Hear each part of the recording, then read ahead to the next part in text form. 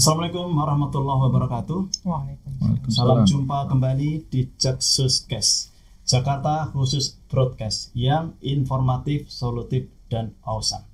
Broadcast kali ini ingin menginformasikan terkait pelaporan LPN bagi WP K3S kegiatan Hulu Migas.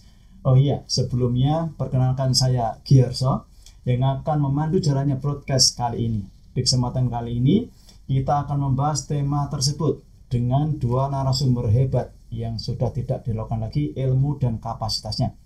Ada Bu Evi Andayani, ada Mas Agus Wahyudi dari kantor pusat. Kita sapa dulu narasumber kita kali ini, kawan baca ya. Bagaimana kabarnya Bu Evi?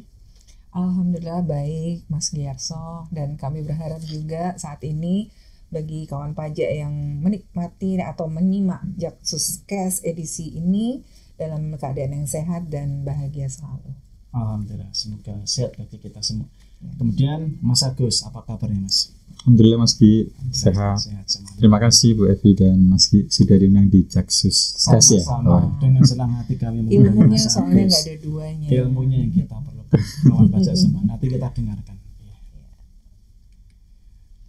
Baik, kita akan bahasnya selama 30 menit ke depan. Kawan pajak nanti juga dapat menuliskan pertanyaan terkait pelaporan LPN tadi yang di era Kortek, kawan pajak. Jadi ini bukan pelaporan LPN biasa, tapi pelaporan LPN di era Kortek. Mungkin akan sangat berbeda dengan yang sebelumnya. Nanti pertanyaan bisa disampaikan melalui kolom chat atau komentar. Baik, Mas Agus, kita mulai langsung ke intinya saja ya. Siap. Tapi kita bincang-bincangnya bincang-bincang sederhana, Santai aja, mengalir gitu ya. mengalir. Nanti Siap. Serius tapi kawan santai. pajak nanti bisa mengerti apa yang kita obrolkan. Siap. Baik, wajib pajak K3S atau kontrak kerja sama kegiatan Hulu Migas mempunyai kewajiban melaporkan laporan penerimaan negara atau kita singkat LPN. Yes. Sebagaimana diatur dalam PMK 79 tahun 2012 yang telah dirubah terakhir dengan PMK 70 tahun 2015. Seiring penerapan Kortek mulai Januari tahun 2025 kemarin, diperlakukanlah PMK 81 tahun 2024 yang mencabut PMK 79 dan PMK 70 tadi. Sebelum membahas detail, bisa disampaikan secara garis besar mungkin perbedaan ketentuannya Mas Agus nanti ya. PMK 79, PMK 70 dengan PMK yang sekarang. Perbedaan ketentuannya seperti apa? Mungkin Mas Agus atau Bu Evi? Aku Ya, aja. Bu Evi aja, silakan. Oke. Izin ya Mas Giarso ya dan Bapak dan kawan pajak semua. Nanti kalau kurang-kurang Mas Agus boleh nambahin. Jadi yang beda itu dari ketentuan yang lama ke ketentuan yang baru itu ada 4 bahasan lah kira-kiranya seperti itu. Yang pertama itu yang paling mendasar itu adalah penginputan dan penyampaian LPN kawan pajak ya. Nah dulu nginput dan penyampaian LPN itu dilakukan secara manual.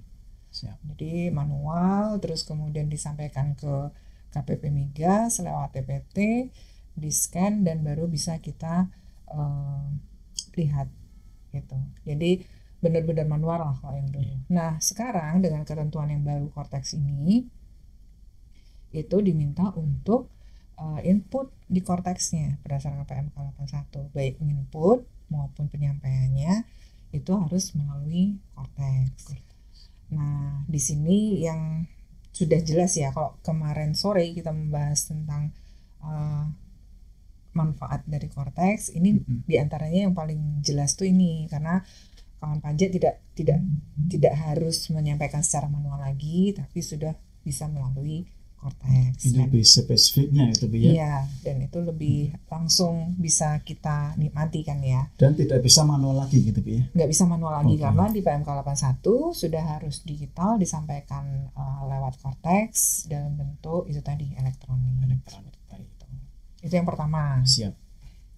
Nah kemudian yang kedua pastinya karena pelaporannya lewat Kortex, pembayarannya pun juga tidak bisa mandiri itu Mas Giarso dan kawan pajak semua. Kalau dulu bisa dihitung manual, terus kemudian dibayar secara mandiri oleh WP.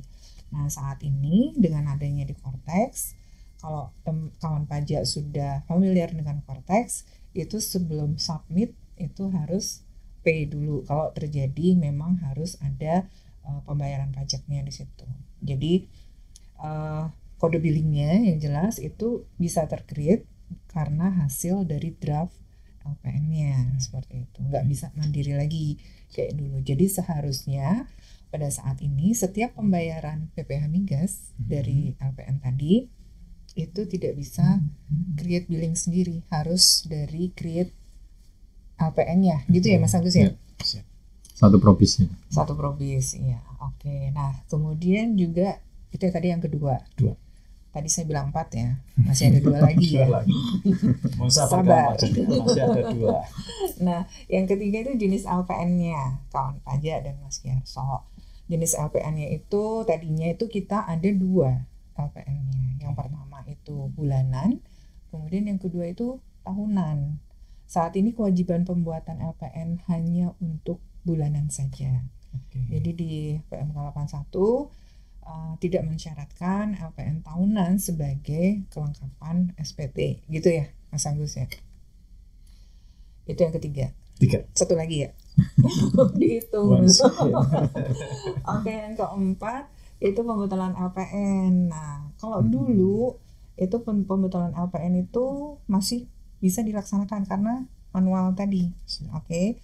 Nah, sekarang setelah di Cortex dengan adanya PMK 81 itu belum diakomodir kawan pajak untuk pembetulan LPN-nya. Walaupun pembahasan kemarin kita usulkan ya, Mas Agusnya, tapi saat ini masih belum terakomodir di Cortex kawan pajak. Jadi untuk saat ini ada 4 itu perbedaannya atau perbedaannya antara pelaporan yang dulu dengan ketentuan yang lama dengan ketentuan yang baru ini. Gitu sih. Ada lagi nggak kira-kira Mas Agus? Secara garis besar sudah disebutkan Bu Evi ya. Cuma nanti kalau detail-detailnya kan nanti bisa kita jelaskan lagi, termasuk penginputan, nanti bisa nanti kita detailkan lagi gitu. Sesi yang lain ya, biar kita sering ketemu sama kawan pajak gitu ya. Biar sering diundang. Siap. Mas Agus setiap saat diundang. Harus ya. Udah kontrak mati sama Bang ini ahlinya. Semua kita sering undang. Dan biar nggak hilang ilmunya gitu. Baik kawan pajak, tadi ada 4 bahasan. Masih ingat? Yang pertama penginputan penyampaian, yang kedua pembayaran, yang ketiga jenis LPN, dan berikutnya pembetulan LPN. 4 itu yang harus kita ingat-ingat dulu sekarang. Nanti karena akan kita bahas satu persatu Mas ya. Ya baik. 4 klaster yang tadi juga menunjukkan adanya memasuki era baru terkait penggunaan Cortex. Tadi sudah disampaikan Bu Evi secara gamblang ya. Perbedaan yang dulu dengan yang sekarang seperti apa, yang dulu masih manual, bisa mandiri, sekarang sebagai Cortex dan merupakan satu sistem seperti itu. Baik, mungkin akan kita bahas satu per satu ya Bu Evi, Mas Agus ya, dari 4 hal tadi. Yang pertama nanti mau dijelaskan Bu Evi atau Mas Agus ya, terkait penginputan dan penyampaian LPN tadi seperti apa. Tentu ini kawan pajak sudah merasa penasaran nih. Iya tadi kan disampaikan penginputan, penyampaian, cuman isinya apa? Nah ini akan disampaikan oleh para ahli kita. Silakan. Mas Agus aja. Mas Agus. Tadi belum disampaikan ya Mas Agus, dari mana sih? Udah tadi. Dari perlu kita sampaikan ulang karena tadi kurang lengkap ya. Ini namanya Mas Agus Wahyudi, penyuluh pajak ahli muda di Direktorat BDO Humas Kantor Pusat. Jadi memang ini tidak kaleng-kaleng kawan pajak semua. Kita hadirkan langsung dari sumbernya. Nanti mudah-mudahan kawan pajak semua bisa antusias nih ya untuk mendengarkan apa yang akan disampaikan. Tentu akan banyak ilmu di sana.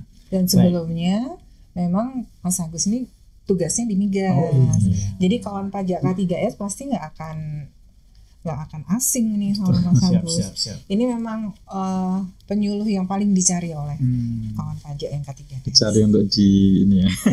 Nanti kawan pajak kalau melihat Mas Agus, orang yang ini gitu. Sudah sampai di pusat ini. Belum bisa ngasih solusi. Baik, mungkin untuk menyingkat waktu silakan Mas. Nggak lupakan pertanyaannya tadi ya. Iya. Oke. Penginputan dan penyampaian LPN. Terima kasih Mas Giarso, Bu Evi. Jadi tadi Bu Evi udah menyampaikan garis besarnya ya Mas Giarso yang terkait dengan penginputan, pembayaran, jenis LPN dan juga pembetulan. Sekarang coba kita breakdown gitu ya penjelasannya seperti apa. Tadi sekilas di awal Bu Evi juga sudah menerangkan ya terkait dengan penyampaian dan penginputan. Kalau sebelumnya itu kan secara manual, sekarang harus tersistem by Cortex. Jadi kalau kita misalkan membandingkan ya antara sistem legacy dengan Cortex, kalau legacy kan diatur di PMK 79 ya, junto PMK 70. Di sana masih belum ada kewajiban penyampaian secara elektronik Mas Gi. Bahkan DJP pun belum menyediakan sarana elektronik untuk penyampaian LPN.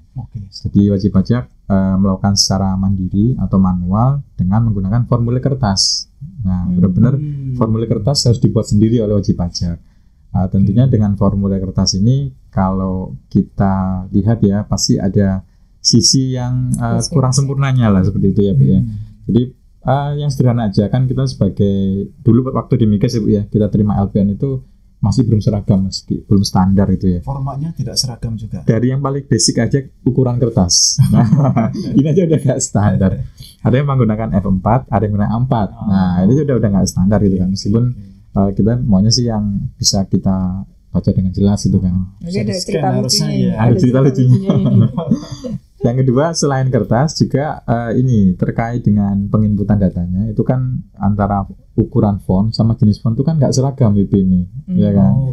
Jadi pada saat mereka menggunakan font ini ada yang lebih kecil atau yang lebih besar itu ya untuk fontnya gitu kan, sehingga nggak standar. Yang penting bagi mereka ini diinput ke LPN, dilapor gitu kan. Nah begitu kita yang terima di KPP, dan itu kayak melihat ini apa ya, kayak tulisannya tuh kayak semut gitu ya kan, kecil-kecil gitu kan. Untuk seusia kita gitu ya. Apalagi seusia kita, apalagi seusia kita gitu kan. Apalagi saya. Bahkan membedakan antara 6 sama 0 itu susah banget gitu kan. Nah ini gimana nih, akhirnya jurus andalan kita, senjata andalan kita adalah menggunakan kaca pembesar Mas. Nah, sampai beli BMN kaca pembesar. Iya, itu kayaknya inventory wajib itu bagi KP Migas ya, entah itu di AR atau penyuluh atau pemeriksa ya. Itu harus pakai itu gitu kan. Nah, kalau BP kan mungkin nggak masalah punya soft copy-nya ya. Jadi bisa dilihat gitu kan. Tapi kalau kita yang terima fisiknya ini harus pakai kaca pembesar itu gitu kan. Saya orang pajak baru tahu Mas kalau gitu. Kayak gitu. Masih ada yang cerita ini di era sekarang ya. Iya, karena kan BP Migas kan kadang ngajuin BBK ya, dulu masih bisa BBK gitu kan. Ya, sehingga begitu ngajuin BBK kita teliti LPN-nya, kita pakai kaca pembesar itu untuk memastikan angkanya sesuai dengan yang mereka minta gitu Mas. Jadi itu inventory wajib ya bagi kami di KP Migas.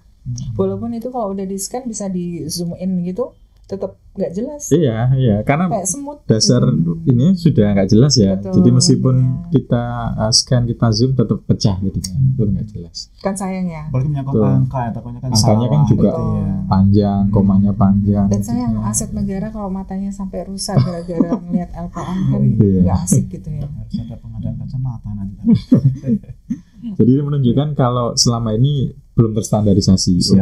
Berdasarkan PMK yang lama ya, belum terstandarisasi terkait dengan untuk pelaporannya ya, terutama pelaporan yang bisa menginformasikan dengan baik ke kita itu masih belum terstandarisasi gitu kan. Kemudian penyampaiannya juga masih manual ya, jadi masih datang KPP, nyerahkan formulir kertas. Itu kan kayak apa ya, di era digital masih ada formulir kertas yang disampaikan gitu kan. Hari gini sudah pakai digital masih pakai kertas, apalagi Migas kan penerimaannya kan nggak kaleng-kaleng ya Mas ya. Nah ini kan istilahnya peringkat 5 terbesar di Indonesia itu loh. Masa yang disampaikan bukan bentuk digital gitu kan, bentuk kertas nggak bisa dibaca, ini ironis juga gitu kan. Nah ini dengan PMK 81 ini kayak bisa dibilang era baru dalam pelaporan Cortex ini. Nah, PMK 81 ini kan menjadi dasar hukum pelaksanaan Cortex. Nah, dengan PMK 81 di sini ada kewajiban menyampaikan secara elektronik, ya tentunya melalui Cortex. Dengan Cortex wajib pajak ya sudah mereka menginput di sana, otomatis kita pun bisa membacanya juga sama dengan yang mereka buat ya. Nggak seperti tadi ya, BP bisa melihat dengan jelas pakai soft copy, kita nggak bisa gitu kan. Nah, dengan dua sisi ini mereka bisa menginput, kita bisa membaca, jadi kan informasi yang mereka sampaikan bisa nyampe ke kita gitu. Dan itu kalau misalkan harus dicetak pun itu kalau dilihat tampilannya sudah cukup bisa terbaca ya, dibanding mereka bikin sendiri itu ya Bu ya. Itu kalau kita cetak itu benar-benar angkanya bisa terbaca dengan jelas. Ya, jadi Dan lebih standar ya jadinya. Jadi tidak ada beda penafsiran lagi, angka ini berapa, angka ini berapa. Nah, sehingga pada prosesnya informasi yang akan kita ambil dari LPN itu bisa kita manfaatkan gitu Mas. Oke, siap. Dan pelaporannya kan juga nggak kayak tadi ya, datang bawa kertas itu kan. Nah sekarang jadi satu nih ya, jadi Iya, pembuatan pelaporannya jadi satu gitu. Jadi kan. di saat TPT Kalibata, KPP khusus itu tanggal 20 sepi, gitu. Migas yang paling ramai Mas Gi pada saat itu. Jadi lucu kadang kan harusnya kalau di khusus KBM itu kan sudah tidak ada yang manual lagi. Tapi karena kita masih manual, Betul. jadi kita masih kayak TPT pada umumnya ketika di tanggal itu ya Mas. Iya, ini Nggak boleh sangat pergi-pergi bahkan. Satu-satunya manual di Iya. KBM ya. kontras sih, kontras dengan 21 kan udah Iya, sistem yang semua lain nih ya sudah kan, I udah pakai I. Nah. Ini masih pakai masih pakai Betul. KK kertas manual kertas. gitu. Mas. Iya. Gambarnya begitu masih perbedaan dari PMK 81 dengan Cortex dan PMK sebelumnya yang manual. Baik, terima kasih Mas Agus. Sangat gamblang ya, kawan baca semua tahu perbedaannya ya. Yang sebelumnya, yang sekarang dulu manual, sekarang elektronik, dulu pakai kertas harus ditulis seperti itu, fontnya mungkin beda-beda, formatnya beda sehingga bingung dalam membacanya, harus pakai kaca pembesar beda katanya. Kalau sekarang sudah serba elektronik, datanya tidak mungkin berbeda antara yang disampaikan wajib pajak dengan yang kami terima. Jadi biar nanti ada kepastian hukum juga Mas ya. Iya. Oh saya lapor sekian, memang hasilnya juga sekian. Iya. Bukan dulu lapornya angka 6, kemudian terbaca 3, tapi seperti Oh, itu iya, nanti iya. akan terjadi Pernah distorsi. sih, pernah terjadi seperti itu ya. 3 sama 8 ya. Iya, pernah terjadi seperti itu. 3 sama 8 apalagi kan. Jadi kita minta LPN-nya kok beda sama dilaporin. Nah, itu karena nggak terstandar juga nggak tersistem ya. Betul. Jadi mereka katakanlah entah itu mengubah LPN-nya yang tanpa dibetulin ya, Iya. kita kan nggak tahu juga ya. Iya. Sehingga kalau dengan Cortex mungkin lebih sama lah. Lebih kepastian hukumnya Pasti lebih ada ya. ada. Baik, ini menjadi kita semakin menarik ya kawan baca ya. Tadi baru satu sub penginputan dan penyampaian, mungkin nanti ada lagi yang lainnya. Baik, perubahan tadi dari legacy atau yang dulu dengan yang sekarang Cortex tentu kan harapannya untuk memudahkan wajib pajak ya. Itu memang tujuan utama dari Cortex adalah memudahkan wajib pajak. Cuman tentu akan membutuhkan sedikit adjustment ya Mas ya. Ada penyesuaian-penyesuaian seperti itu. Nah, mungkin agar wajib pajak ini tidak terjadi kesalahan dan seterusnya dalam menggunakan Cortex ini, khususnya untuk pembuatan LPN ini, kira-kira hal apa saja yang harus diperhatikan oleh wajib pajak dalam penginputan pada Cortex tadi. Nanti silakan Mas Bu Agus Evi ini atau kalau Mas ini. Agus. Boleh. Mas Agus. Masternya silakan Mas Agus. Ya mungkin perubahan ini butuh ya sedikit penyesuaian Mas siap. Rian. Ya meskipun secara umum mereka bahannya kan sama ya. Bahannya sama, otomatis tinggal menginputkan aja di Cortex. Namun di Cortex ini ada beberapa rule yang mungkin tidak sama dengan pembuatan manual. Seperti contoh kayak volume lifting, terutama gas ya. Itu kan angka di belakang koma itu kan mereka biasanya panjang Mas Ki. Kadang sampai Komanya. komanya kan panjang, kadang sampai 6, kadang sampai 8. Dari Cortex ini mungkin bisa lebih mensimplifikasi. Itu disediakan awalnya itu 2 digit. Nah, kemudian karena ada permintaan dari WP, diakomodir oleh Cortex, jadi mereka menambahkan jadi 4 angka di belakang koma. Nah, ini kan butuh penyesuaian karena data mereka ini 6 digit, data lifting mereka ini 6 digit. Jadi kalau itu ya. kalau seperti itu, jadi kalau dari 6 ke 2 itu masih dipindahkan pembulatannya. dengan memotong angka, nah itu kan hasilnya mesti berbeda Mas Gi. Makanya itu butuh penyesuaian supaya di hasil akhirnya itu paling nggak kalaupun selisihnya dalam satuan aja, nggak sampai puluhan atau ribuan gitu. Itu penyesuaian yang harus angka di belakang dilakukan. koma Mas ya. Salah satunya yang seperti itu. Itu ngaruh Iya. banget tuh Mas Ki yang kayak gitu. Nanti karena penjumlahan 0,00 nanti sekian. bisa hasilnya Iya. sangat besar. Pembulatan. Apalagi nanti kalau bentuknya Dolar. Nah, Betul. dolar kan Ngaruhnya. dikurskan dulu itu Kurskan kan. dulu. $1 dengan beda 1 atau 0,1 itu kan masih ada Iya. beda gitu kan. Cuman harapan. Apalagi ini LPN kan nggak cuma ke DJP aja. Iya, betul sekali. Ada di SKK juga, Oh, ada ke SKK. ke DJA juga ya. DJA anggaran. Jadi, jadi kalau itu nggak standar seperti yang di dua entitas lainnya itu dilaporkan, kan sepertinya ada perbedaan. Padahal, nah itu yang segera diakomodir sih sama teman-teman PESIA. Dan ini juga mereka juga menginfokan Mas Ki. Jadi kalau sekarang dengan Cortex ini mereka harus buat 2 versi ternyata itu kan. Di Cortex mereka bikin, di manual mereka tuh bikin. Nah tujuannya untuk mencocokkan data itu ya kalau misalkan ada selisih. Dan di SKK pun karena mereka masih menginginkan data yang real, yang tidak dipotong versi Cortex tadi, sehingga di SKK minta dilaporkan dua-duanya, yang versi aslinya dan versi Cortex. Supaya kalaupun ada perbedaan, SKK ini udah tahu gitu kan, bedanya itu ternyata ini gitu kan, angka ini bukan laporan yang dilaporkan berbeda gitu ya. Cuman penyesuaian aja di Cortexnya.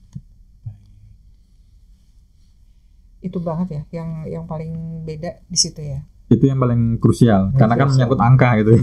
Kalau angka itu kan agak sensitif ya. Jadi mereka sih pengennya ya udah kayak dulu, maksudnya dari banyak jadi sekian gitu kan. Nah dengan dipotong ini mereka masih kok selisih gitu kan. Nah itu yang dikeluhkan wajib Cortex.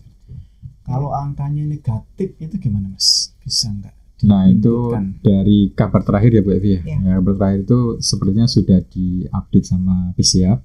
Itu disediakan di semua kolom ya kalau nggak salah ya. Tinggal nanti wajib pajak dicoba nanti seperti apa. Yang jelas kalau misalkan pajak terutang nggak mungkin bisa minus kan. Nah biasanya kalau pajak terutang itu kan kalau nggak ada ya kosong gitu kan. Nol atau positif. Nol atau positif. Jadi nggak ada minusnya. Mungkin yang sebelumnya itu mungkin bisa minus. Mungkin nanti kaitannya dengan pembetulan ya Mas, kita ngomong yang negatif. Oke. Baik kawan pajak, sudah sangat jelas ya terkait penginputan dan penyampaian. Saya yakin karena penjelasan Mas Agus tadi sudah sangat jelas, sangat gamblang, sangat detail, sangat mudah dimengerti seperti itu. Mungkin kita bisa beranjak ke sub yang berikutnya, yaitu terkait dengan pembayaran PPh Migas. Tadi disampaikan di awal, itu mengikuti proses bisnis Cortex. Mungkin bisa dijelaskan maksudnya seperti apa? Pembayaran mengikuti proses bisnis Cortex itu seperti apa? Mungkin kawan pajak ada yang masih belum mengerti. Silakan. Kalau yang bayar-bayar perempuan aja kali ya. Oh iya. Udah. Yang suka ngeluarin uang. Hitohnya itu loh si perempuan itu kalau misalnya bayar-bayar itu kayaknya sungutnya langsung keluar gitu. Oke, kalau bayar sebetulnya tadi udah agak di-spill ya ketika di awal. Itu pelanggaran bukan? Bukan ya? Enggak apa-apa, spill aja ya. Bahwa kalau pembayaran di Cortex ini seperti SPT pada umumnya ya. SPT pada umumnya pembayaran ini dilakukan tidak terpisah. Sorry. Saya bacanya jadi pembayaran ini dilakukan sesaat sebelum atau setelah pembentukan LPN-nya itu, Mas Gi. Setelah penginputan datanya. Penginputan datanya, diketahui PPh terutangnya tadi, kalau ada kurang bayarnya, aspek pembayarannya atau kurang bayarnya tadi yang disebutin, itu baru bisa create kode billingnya setelah itu. Jadi LPN dulu terbentuk, baru bisa nanti buat kode billingnya seperti itu. Iya, setelah input paste dan sebagainya, baru bisa terbentuk kode billingnya dan dilakukan pembayaran seperti itu. Jadi ini juga hal seperti ini sama juga untuk mengeliminasi hal-hal yang pembayaran yang salah. Nah, dulu kan suka ada PBK dulu yang tadi diceritain Mas Agus, ngeliatnya harus pakai loop gitu. Karena itu dalam rangka PBK itu ya? Iya, dalam rangka PBK meyakini bahwa tadi dapat kelebihan atau SSP-nya itu tidak sesuai dengan yang seharusnya. Jadi itu mengeliminasi itu, mengurangi perbedaan-perbedaan antara seharusnya yang dilaporkan berapa sama pembayarannya berapa. Itu sih, itu salah satu keunggulan juga, sehingga nanti apalagi sekarang udah nggak ada PBK ya, adanya pasti nggak ada kesalahan gitu ya. Billingnya terbentuk dari situ, pasti angkanya juga sesuai gitu ya, tinggal bayar. Seperti itu sih. Nggak jauh beda dengan yang jenis SPT lainnya. Prosesnya sama ya. Buat SPT kemudian baru bisa bikin kode billing gitu. Jadi angkanya lebih akurat sampai ke koma-komanya pun juga akurat itu kan. Iya. Karena ini penting, karena kalau belum bisa lapor saat ini kan ada beberapa kawan pajak K3S yang belum bisa lapor ya, Mas Agus ya. Nah ini kan harus melakukan deposit tuh. Nah supaya depositnya ini bisa dipakai untuk pembayaran itu benar-benar ya harus sesuai dengan yang sudah tercreate di LPN-nya itu supaya bisa dipakai kan ya, Mas Agus ya. Untuk depositnya ya. Itu ya. Kalau terjadi belum bisa submitting. Siap. Baik, ini mungkin masih di pembayaran ya. Tadi udah jelaskan bisa bentuk LPN dulu, baru nanti create kode billing atau menggunakan deposit itu ya. Bisa seperti itu. Nah, Sekarang mungkin berikutnya ada ketentuan lagi terkait jatuh tempo pembayaran. Itu kan di PMK 81 disebutkan paling lambat tanggal 15 bulan berikutnya, seperti itu, setelah masa pajak berakhir. Sedangkan untuk pelaporan tadi kan paling lambat tanggal 20 Bu ya, bulan berikutnya. Jadi kalau melihat proses bisnis di atas, pembayaran tanggal 15 bulan berikutnya, pelaporan tanggal 20 bulan berikutnya, itu seakan-akan wajib pajak dituntut untuk melaporkan LPN tanggal 15 bulan berikutnya. Jadi bersamaan antara jatuh tempo dengan saat pelaporan seperti itulah. Itu gimana? Mungkin bisa dijelaskan. Yang tegas-tegas kayak gitu biarin Mas Agus. Ya, ini memang nggak cuman LPN ya Mas. Ada yang jadi juga berarti ya. Secara umum kan memang ada perbedaan di sana ya untuk pembayaran pada tanggal 15 bulan berikutnya setelah masa pajak berakhir, sementara pelapor tanggal 20. Karena kalau dijelaskan kan rangkaian untuk bisa melapor itu kan bikin konsep SPT, kemudian klik bayar, baru lapor gitu kan. Nah itu kan satu rangkaian nih, nggak bisa dipisah-pisah gitu loh. Artinya kalau misalkan dia udah klik bayar dan udah membayar, otomatis sudah terlapor. Artinya kita nggak bisa menahan itu sampai tanggal 20 supaya jatuh tempo pelaporannya tanggal 20 gitu loh. Jadi kalau bisa dibilang efektifnya kan memang tanggal 15. Kami dalam kondisi ini itu dimungkinkan. Kalau misalkan wajib pajak kita ini kan punya kebiasaan gitu ya. Mereka ngitung pajaknya sendiri, menghitung pajaknya dulu, kemudian baru melakukan penyetoran. Selama ini kan seperti itu. Baru nanti di menjelang tanggal 20 mereka baru bikin konsep SPT, lapor, kemudian setorannya itu dicantolkan. Itu yang lama kan seperti itu ya. Nah, kalau misalkan kebiasaan itu masih dibawa katakanlah seperti itu, mereka maunya tanggal 20 aja lapornya, biar datanya ini kan kalau untuk partner ini kan dia menunggu dari operator datanya. Nah, data dari operator ini bisa jadi mungkin cepat atau enggak, atau perlu diolah lagi, sehingga kalau space waktunya dimaksimalkan 20, mungkin datanya lebih akurat, mungkin seperti itu ya. Nah, kalau kondisi seperti itu, mungkin solusinya mereka bisa melakukan deposit pajak. Jadi mereka mendepositkan sejumlah pajak terutang yang diperkirakan terutang di masa tersebut ya, didepositkan dengan deposit dolar. Nah, nanti pada saat mereka melapor tanggal 20, begitu memilih pembayaran, pilih depositnya tadi. Nah, cuman ini memang agak riskan ya ini Bu ya. Kalau misalkan hitungan dia yang dia store tanggal 15 tadi ternyata kurang gitu kan. Nah, ternyata info dari operator, oh ini datanya berubah nih gitu kan. Nah, ada kurang bayar yang lebih besar misalkan. Nah, yang mereka store di deposit tanggal 15 itu otomatis harus ada penambahan kan. Nah, penambahan itu yang berpotensi lambat bayar gitu. Selisihnya gitu ya. Selisihnya. Jadi kalau misalkan mau aman sih tanggal 15 itu kan. Sudah bayar dan depositnya lumayan banyak seperti itu, dan nanti pada saat lapor istilahnya tidak terjadi kekurangan gitu ya. Betul. Ini contoh yang silent partner berarti ya, karena nunggu dari kontraktornya dulu. Karena kan pasti nunggu itu. Betul. Dan juga di LPN ini kan dia unik ya. Uniknya karena kan dia punya lampiran yang nyambung ke bulan-bulan berikutnya. Nah, di bulan ini nanti akan nyambung ke bulan depan sebagai lifting sampai dengan masa sebelumnya. Nanti di sebelahnya ada lifting sampai dengan bulan berjalan. Dasturan seperti itu. Jadi dimungkinkan bahwa wajib pajak yang lapor LPN itu laporannya nihil. Nah, jadi katakanlah di bulan ini ada data gitu kan lifting, tapi di bulan depan mungkin nggak ada gitu kan. Nah, ataupun ada tapi nggak terutang misalkan. Tapi kan akumulasinya kan jalan terus nih. Nah, mungkin bisa tercarry over ya ke masa-masa berikutnya. Nah, mungkin untuk yang lapor nihil yang sudah diakomodir oleh PSIA kemarin kabarnya. Ya dulu sempat nggak bisa juga ya. Sempat awal nggak bisa. Cuma kita sampaikan bahwa ini kebutuhannya adalah untuk mengakumulasi, akhirnya disediakan untuk LPN nihil ya. Betul. Nah, itu nanti bisa pakai opsi yang tanggal 20 Mas. Kan nggak ada pembayaran nih. Siap. Mereka bisa menggunakan opsi yang tanggal 20 itu karena tidak ada opsi tidak ada isu pembayaran yang mereka bisa melaporkan di tanggal maksimal. Ini sekalian menegaskan juga bahwa sebetulnya pelaporan LPN via Cortex ini juga banyak perkembangan juga karena kawan pajak K3S terutama yang sudah mulai mencoba nih LPN. Jadi semua masukannya bisa memperbaiki proses bisnis LPN di Cortex tuh Mas ya. So, dulunya masih sangat terbatas, sekarang sudah mulai banyak yang terbuka ya Mas ya. Baik, demikian ya kawan pajak, sudah sangat jelas tadi deposit sebagai solusinya selesai seperti itu. Baik, mungkin berikutnya kita lanjut. Tadi kan ada 4 Ibu ya. Udah berapa tuh? Udah 2 ya. Udah 2. Oke. Penginputan penyampaian dan pembayaran. Nah, berikutnya tadi masih ada terkait jenis LPN. Nah, tadi sampaikan Bu Evi di awal ada LPN tahunan, ada LPN bulanan.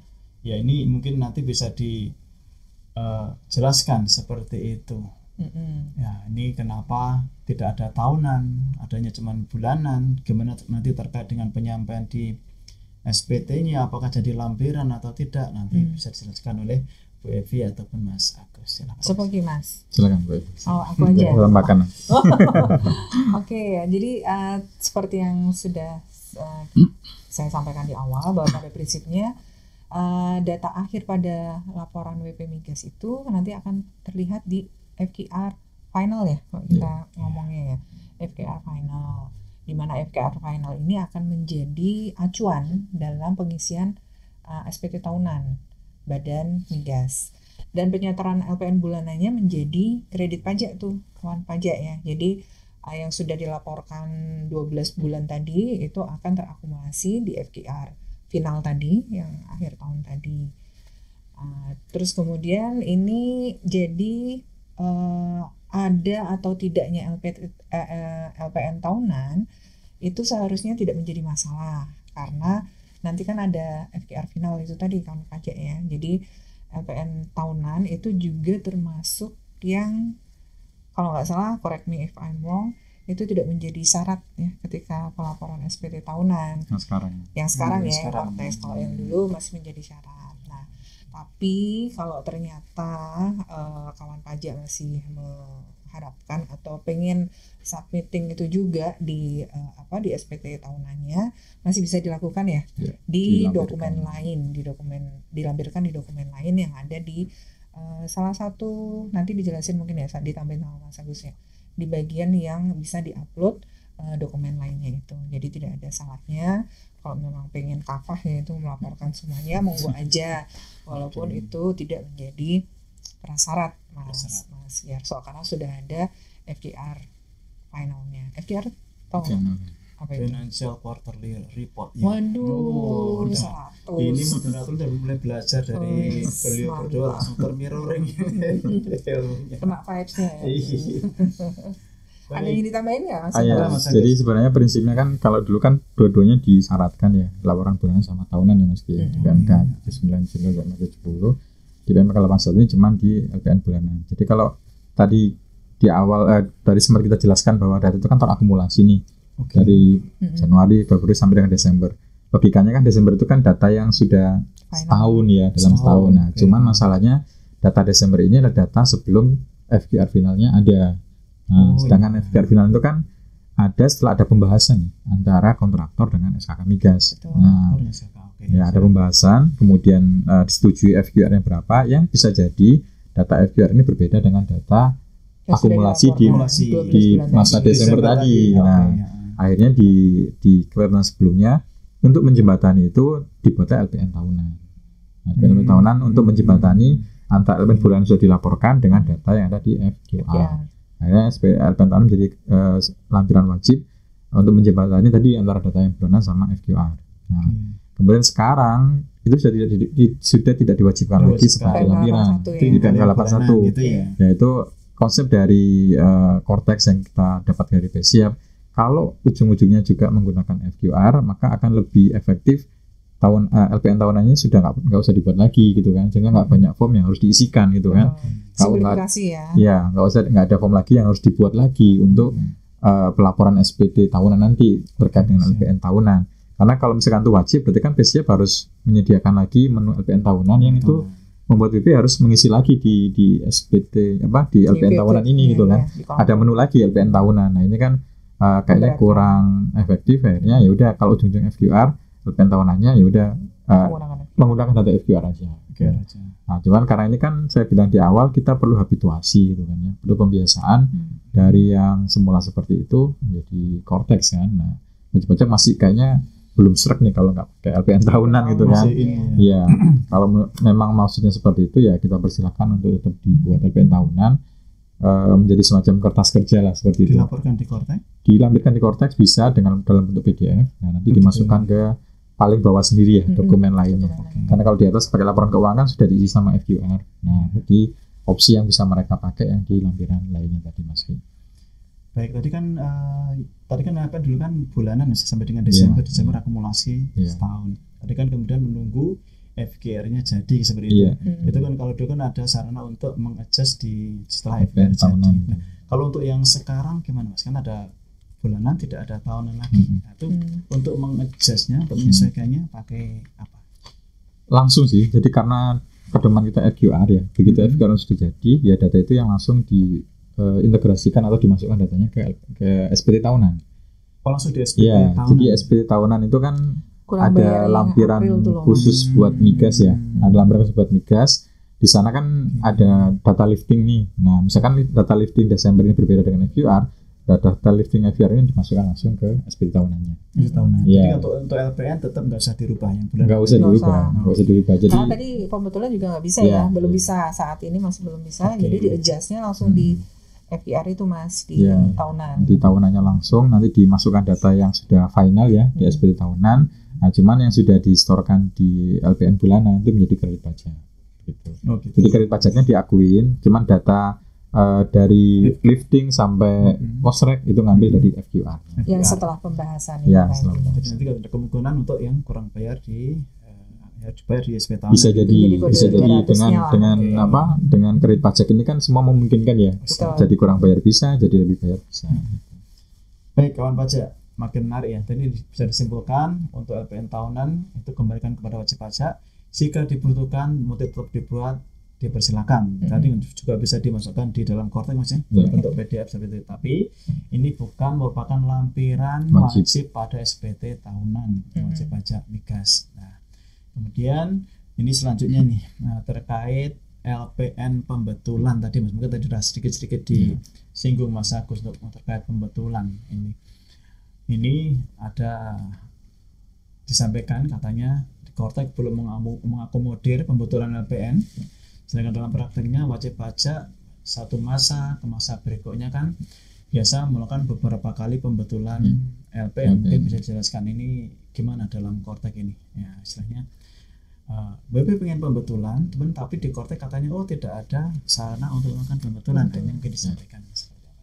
Oke, yang jelas kalau terkait dengan LPN pembetulan ini sudah kita komunikasikan dengan tim BSIAP ya, pengembang Kortex. Kita berharap sih di pengembangan Kortex berikutnya itu ada gitu kan. Karena kan LPN ini kan sama dengan SPT masa ya. Jadi bisa dibilang hak mereka untuk membetulkan itu ada gitu kan. SPT masa kan berhak dibetulkan juga gitu kan, termasuk LPN. Jadi kita udah komunikasikan dengan tim BSIAP, berharap jika nanti kedepannya pengembangan Kortex itu ada. Memang kemarin kita sempat menanyakan itu Mas Gi, kenapa LPN kebetulan belum tersedia gitu kan. Nah, ini kan pertama konsep awal Kortex ini untuk LPN ini pertama kali dibuat secara elektronik. Sebelumnya kan belum pernah ada itu kan. Sehingga untuk pembandingnya itu mereka masih belum dapat konsep yang jelas gitu kan. Nah, ternyata di LPN ini ternyata nggak seperti SPT masa yang selesai di masa itu gitu kan. Ada data-data yang disinkronisasi ke masa seterusnya seperti itu ya, diakumulasi sampai masa-masa terakhir. Nah, ini kalau misalkan itu di awal Kortex sudah diterapkan dan Kortex sendiri sampai sekarang juga masih ada terkendala di sana, khawatirnya kalau dibetulkan nilai akumulasi itu bukan mengganti tapi malah nambahin gitu Mas. Jadi kayak numpuin gitu loh Mas. Nah, jadi ini misalkan udah normal segini, otomatis kan dia pindah ke masa berikutnya. Kalau disediakan menu pembetulan sekarang yang masih belum sempurna Kortexnya ini, pembetulannya ini bukan menggantikan yang pertama, malah menindas. Ya, menambah yang pertama ini. Jadi datanya malah gede gitu kan. Nah, akhirnya dengan pertimbangan itu untuk saat ini belum dibuka LPN pembetulan sampai dipastikan probis LPN ini sudah mulus. Demikian kawan pajak, tidak terasa tadi udah kita bahas 4 sub ya. Mungkin kawan pajak masih ingat apa aja tadi terkait penginputan penyampaian LPN, terkait pembayaran terkait jenis LPN dan juga terkait pembetulan LPN. Tadi sudah disampaikan dengan sangat jelas. Mungkin sebelum kita ke penghujung acara, sebelum penutup, mungkin ada beberapa pertanyaan perlu kita sampaikan. Ini cuman dari Mas apa ini? Seseorang lah ya. Seseorang. Cuma dibilangnya Cak Agus gitu doang. Berarti dari Surabaya ya. Ini pasti dari migas ini. Dari migas. Iya, sepertinya tidak ada pertanyaan. Ya itu Mas. karena Mungkin- sekaliber itu ya narasumber kita, Mas Giarso ya. Karena sudah jelas ya. Kita sudah langsung jelas. ya mungkin tidak saat ini. Iya, tidak saat nanti apabila ada pertanyaan lebih lanjut bisa ke KPP Migas, ke WA helpdesk-nya, ke helpdesk-nya, atau ke Kanwil khusus, atau bahkan langsung ke kantor pusat ke Bisa. Mas Bisa. Agus Wahyudi. Silakan. Pokoknya kami terbuka terhadap pertanyaan-pertanyaan yang nanti akan disampaikan, dan kami tunggu masukannya malah justru karena untuk perbaikan itu tadi. Jadi kita sama-sama belajar ya kawan pajak. Jadi kami juga belajar dari pertanyaan dari wajib pajak juga. Kadang ada solusi dari situ ya. Oh ini seperti ini, kemudian kita sampaikan ke Besiap, kita koordinasikan di dalam. Oh solusinya seperti apa? Karena kondisi di lapangan dengan yang ada di back office ketentuan itu kadang berbeda. Iya, betul. Kayak kemarin masalah PI itu Bu ya, itu kadang nggak kaku sekian tapi ada fleksibilitas. Itu kita tahunya juga dari wajib pajak gitu kan. Nah, dari sana baru kita mengakomodir kalau seperti ini gimana di Kortex. Nah, itu kita sampaikan ke tim Besiap. Iya, kadang kalau di sini tahunya teori, di sana lebih tahu praktek gitu. Iya. Nah, jadi kita harus Combine. combine. Praktek seperti ini, aturan seperti ini, yang benar seperti apa untuk dilaksanakan demi NKRI. Baik kawan pajak, mungkin juga tidak ada pertanyaan. Ini juga sayang sekali ya, waktunya juga sangat terbatas. Padahal sudah lewat ternyata. Saya secara pribadi ingin mendengarkan yang lebih banyak lagi dari para ahli ini. Sesi berikutnya. Supaya banyak. Ya. Baik, dirasa sudah 30 menit, yang artinya kita harus mengakhiri diskusi seru pada kesempatan kali ini. Terima kasih Bu Evi Andayani, nggak pakai H ya. Terima kasih Bu Mas Agus Wahyudi. Sama-sama Mas Gi. Atas sharing informasinya. Terima kasih juga kepada seluruh kawan pajak yang sudah bergabung dan menyimak Jaksuscast kali ini. Dan besar harapan kami Jaksuscast ini dapat memberikan edukasi kepada seluruh kawan pajak yang belum tahu menjadi tahu, yang sudah tahu menjadi lebih paham dan lebih semangat dalam melaksanakan kewajiban perpajakannya. Tetap ikuti Jaksuscast di episode selanjutnya agar tetap terupdate informasi pajak aktual dan terkini. Saya Giarso bersama narasumber yang kece-kece, yang hebat-hebat, yang ahli-ahli, Bu Evi Andayani dan Mas Agus Wahyudi. Kami pamit undur diri, sampai jumpa lagi di Jaksuscast episode berikutnya. Salam sehat selalu, pajak kuat, APBN sehat. Wassalamualaikum warahmatullahi wabarakatuh. Waalaikumsalam.